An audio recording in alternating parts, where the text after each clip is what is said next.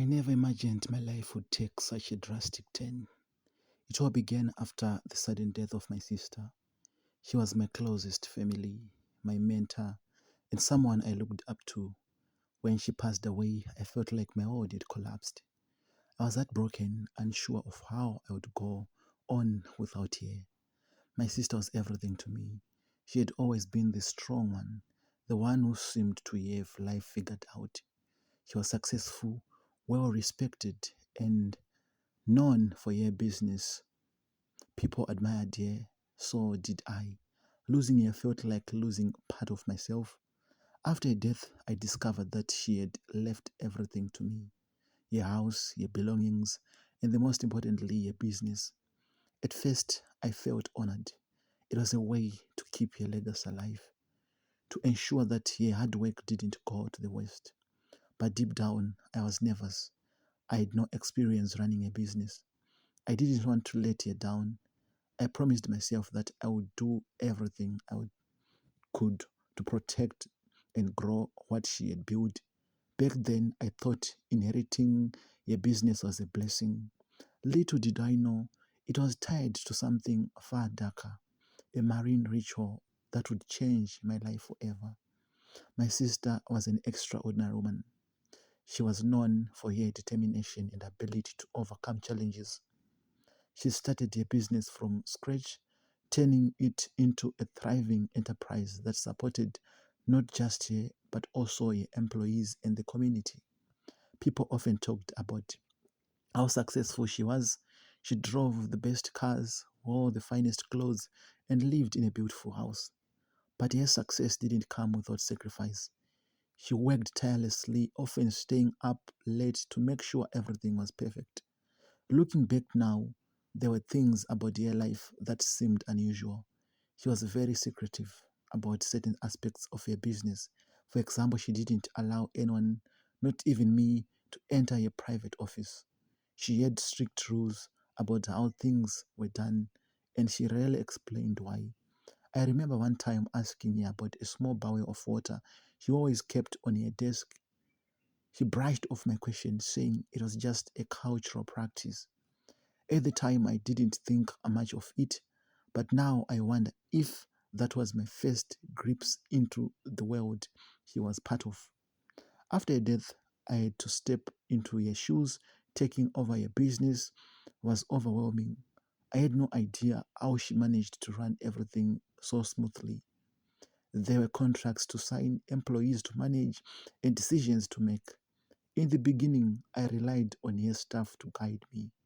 They were loyal to her and wanted to see the business continue.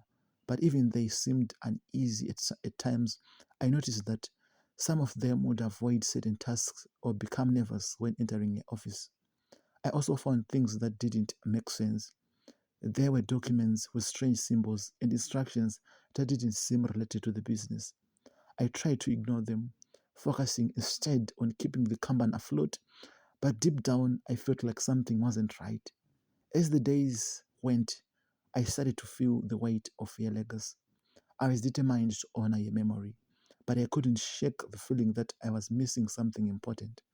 It started with dreams. At first, they were vague and fleeting. I would see images of water, endless oceans, whales crashing against rocks, and dark, shadowy figures beneath the surface. I didn't think much of it, assuming it was just my mind reacting to stress. But the dreams became more vivid. I began hearing voices calling my name, urging me to come closer to the water. The ocean felt both beautiful and terrifying, pulling me in while making my heart race with fear. One night I woke up in a cold sweat. My bed was wet as if I had been submerged in water. I checked my windows and ceiling, thinking there might have been a leak, but everything was dry. I was confused and scared, but I tried to convince myself it was just coincidence.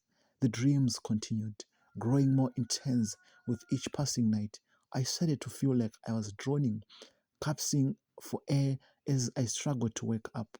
When I finally opened my eyes, I would find my clothes damp and my room filled with scent of salt water. Then came the night that changed everything. I was lying in bed trying to fall asleep when I felt a strange sensation.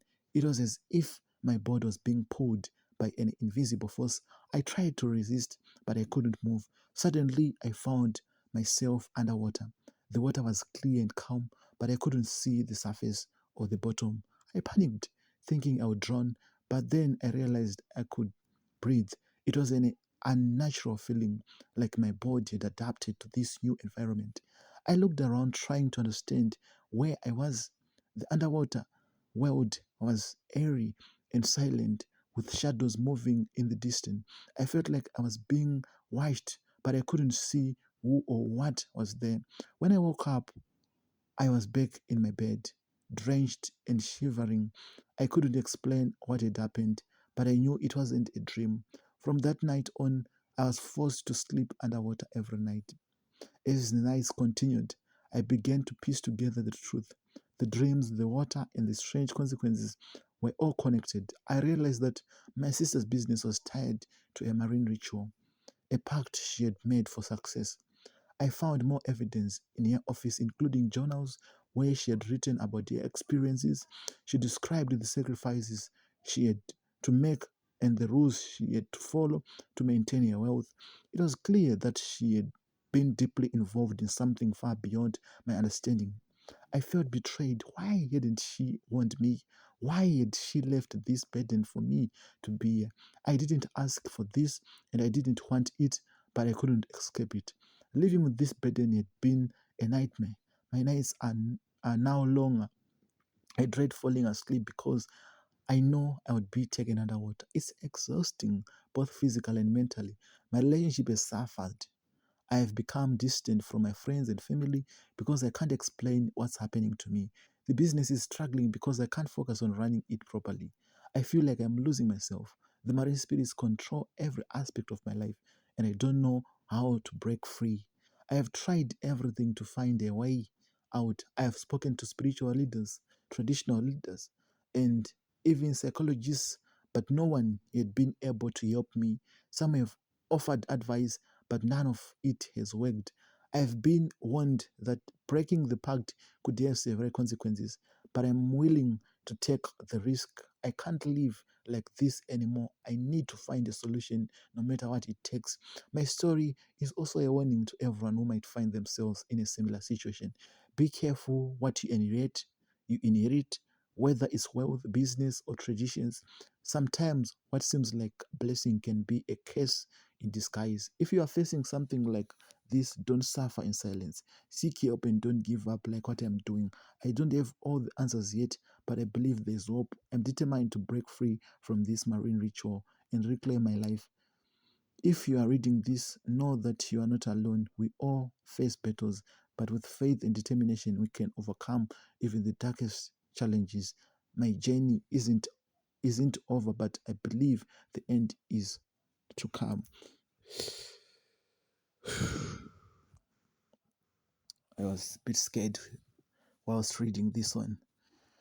The story reveals a tragic journey of inheriting a business tied to a marine ritual, unknowingly entering a spiritual agreement that now controls the confessor's life.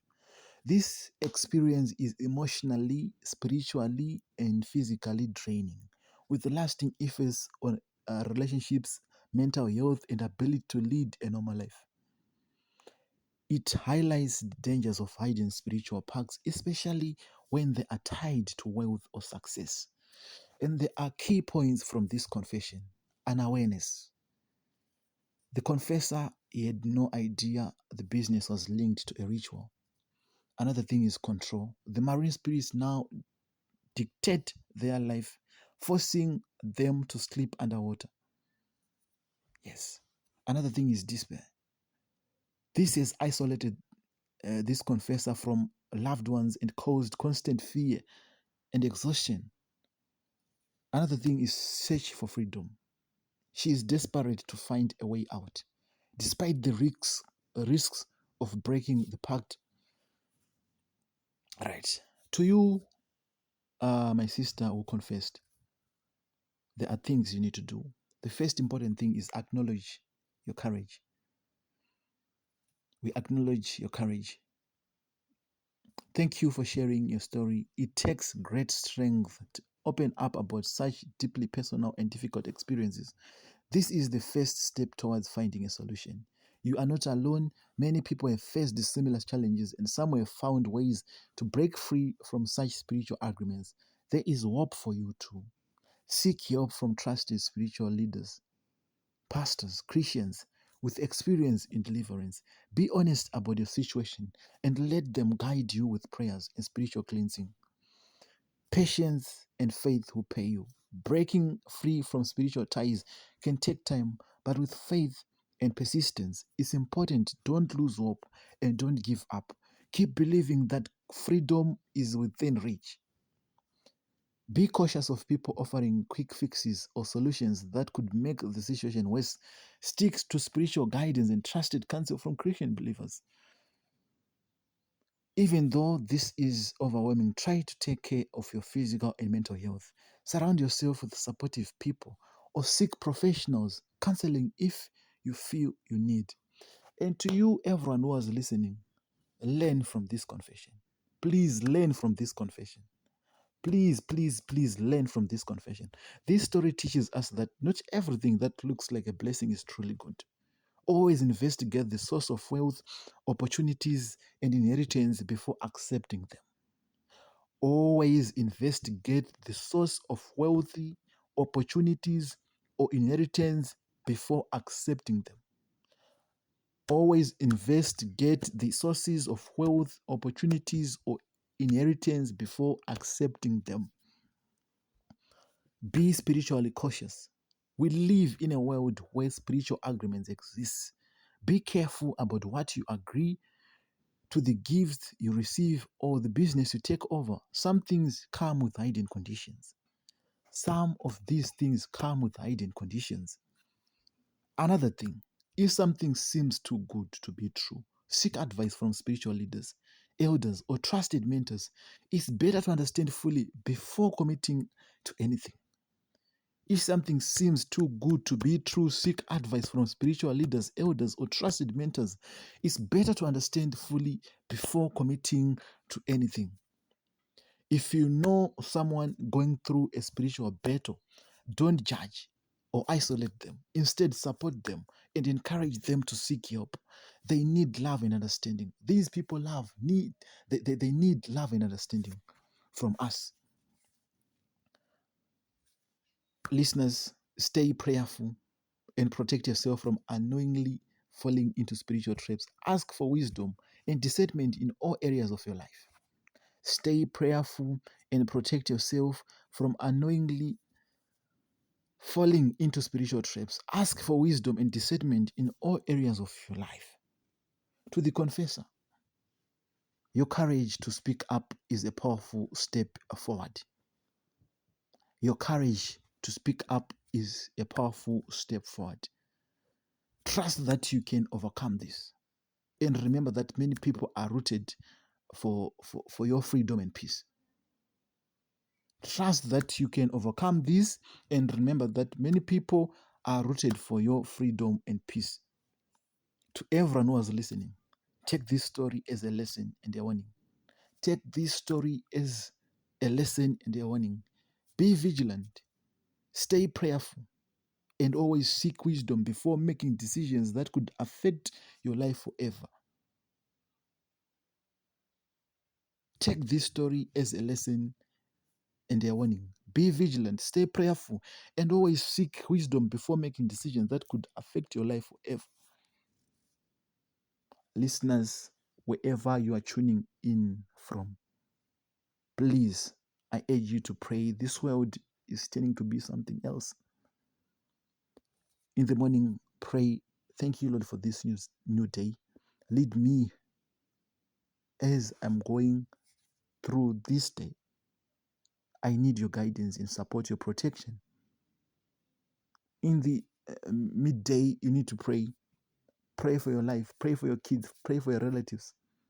Before sleeping, you need to pray. Pray for your life. You need angels to guard you. Angels from God. Midnight, set your alarm at 12. Pray, pray, pray, pray.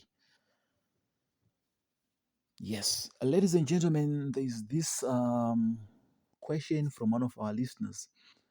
She was asking what fasting, because I told you that will be, if you want to join us, our fasting, the program we announced on our first video of 2025, we said we are going to fast for 10 days. So we'll be fasting for 10 days. No breakfast, no lunch, just for a good beginning. The devil is after our lives, as we can see. So let's take it serious. Until we meet again in other episodes, bye for now.